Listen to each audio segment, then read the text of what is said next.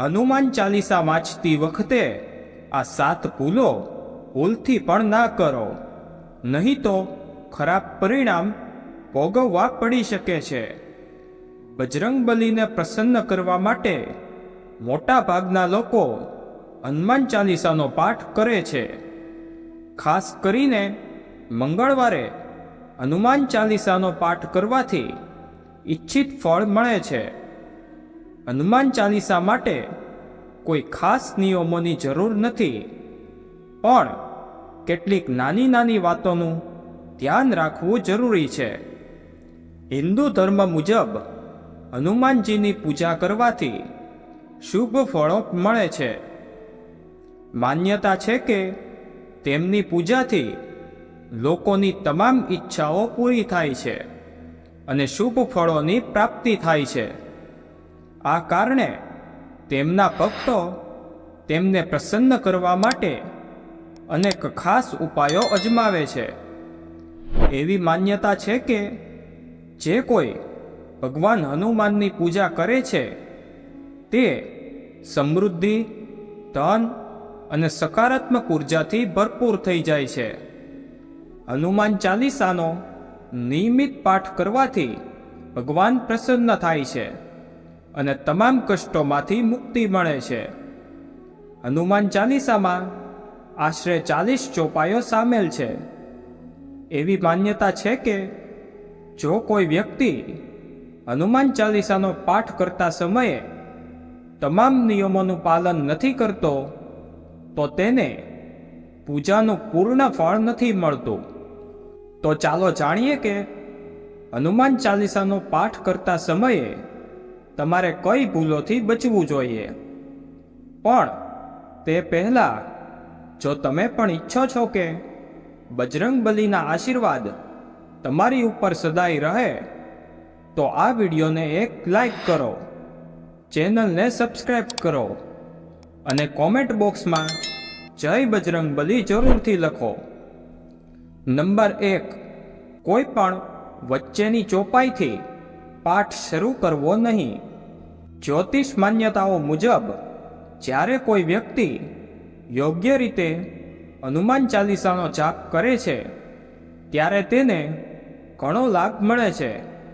તે જ રીતે તમારે ક્યારેય પણ હનુમાન ચાલીસાનો પાઠ વચ્ચેની કોઈ ચોપાઈથી શરૂ કરવો જોઈએ નહીં.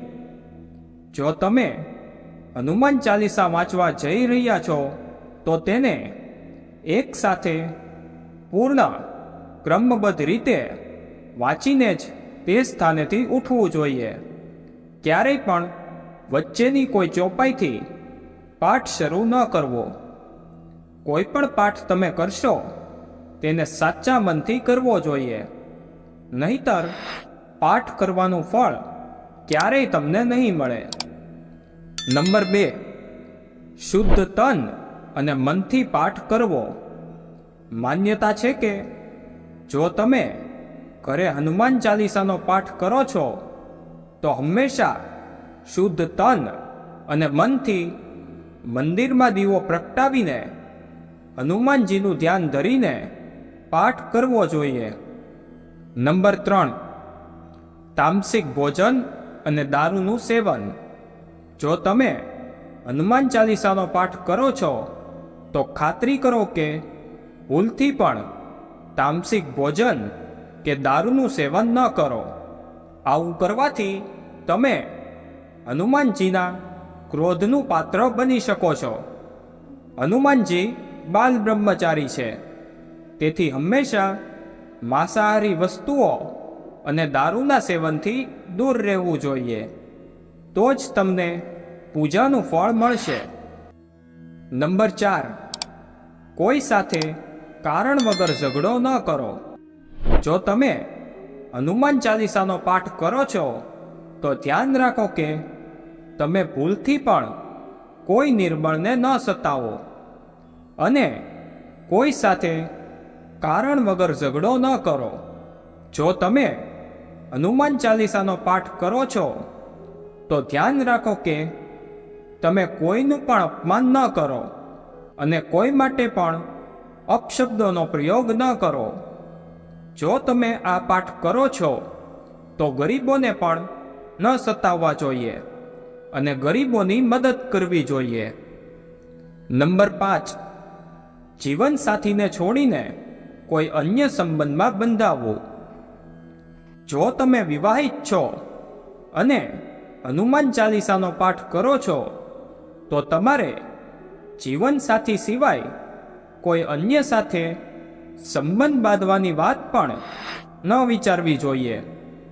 આવું કરનારાઓને ક્યારેય પણ હનુમાન ચાલીસાનું શુભ ફળ મળતું નથી. કોઈ વિવાહિત પુરુષે કોઈ અન્ય પરાઈ સ્ત્રી સાથે સંબંધ રાખવો જોઈએ નહીં.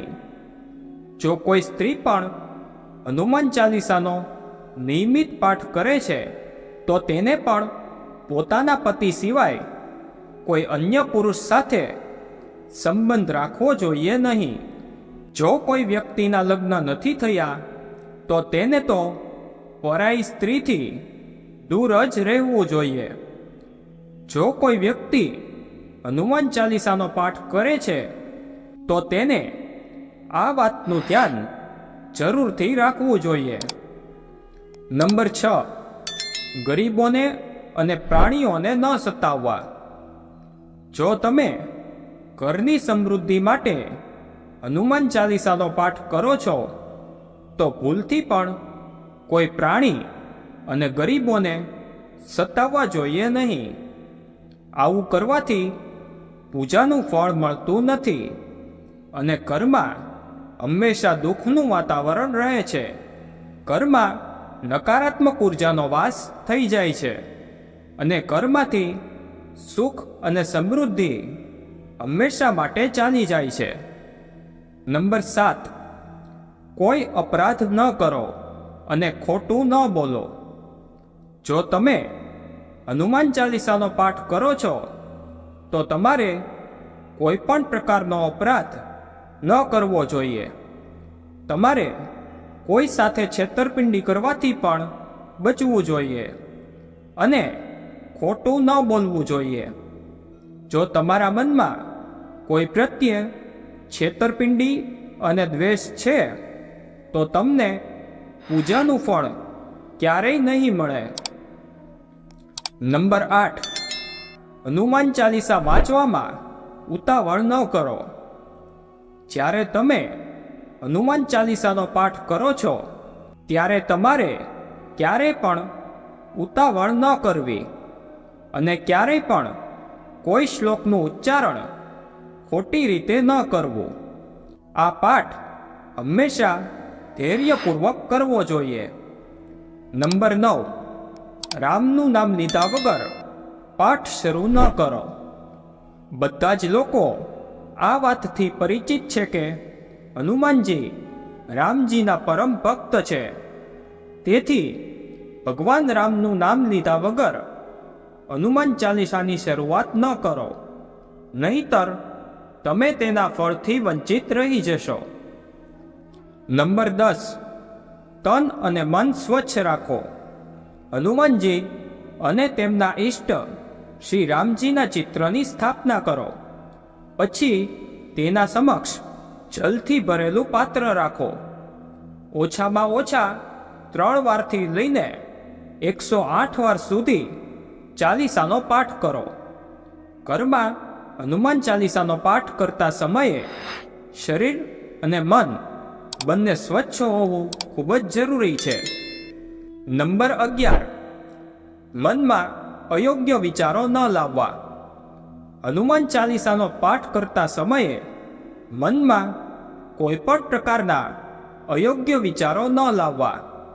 પ્રયત્ન કરો કે ચાલીસા પાઠનો સમય રોજને માટે એક જ રહે. ખાસ પરિસ્થિતિઓમાં, મુસાફરી દરમિયાન અને સૂતા સમયે પણ ચાલીસાનો પાઠ કરી શકાય છે. નંબર 12, મંગળવાર અને શનિવારે હનુમાનજીના દર્શન. હનુમાનજીનો પાઠ કરનારા લોકોએ મંગળવાર અને શનિવારે હનુમાન મંદિરમાં જઈને હનુમાનજીના દર્શન જરૂર કરવા જોઈએ. જો મંગળવાર અથવા શનિવારે હનુમાન મંદિરમાં જઈને તેમની સામે ઘીમાં દીપક પ્રગટાવીને ત્યાં જ બેસીને હનુમાન ચાલીસાનો પાઠ કરવાથી મોટામાં મોટા કષ્ટ દૂર થાય છે.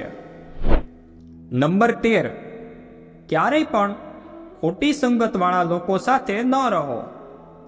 જો તમે પણ હનુમાન ચાલીસાનો પાઠ કરો છો પણ ખોટા લોકોની સંગતમાં બેસો છો અને તેમના ખોટા કામોમાં સહભાગી બનો છો તો તમારું પતન નિશ્ચિત છે.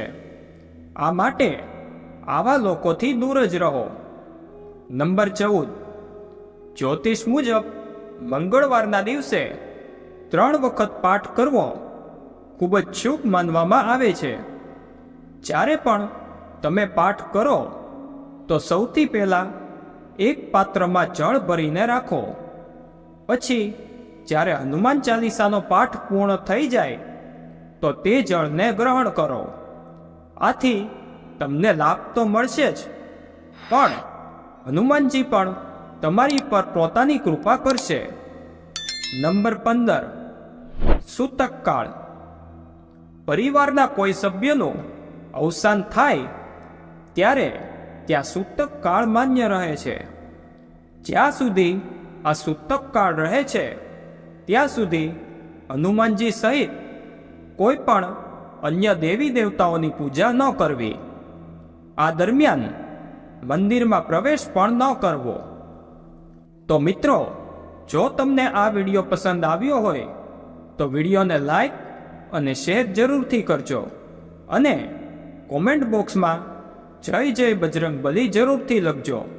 સાથે ચેનલને સબસ્ક્રાઈબ કરીને બાજુમાં આપેલા બેલ આઇકનને પ્રેસ કરીને ઓલ ઉપર સેટ કરી દેજો, જેથી તમને નવા વિડીયોની નોટિફિકેશન તુરંત જ મળે. વિડીયોને અંત સુધી જોવા બદલ તમારો ખૂબ ખૂબ આભાર.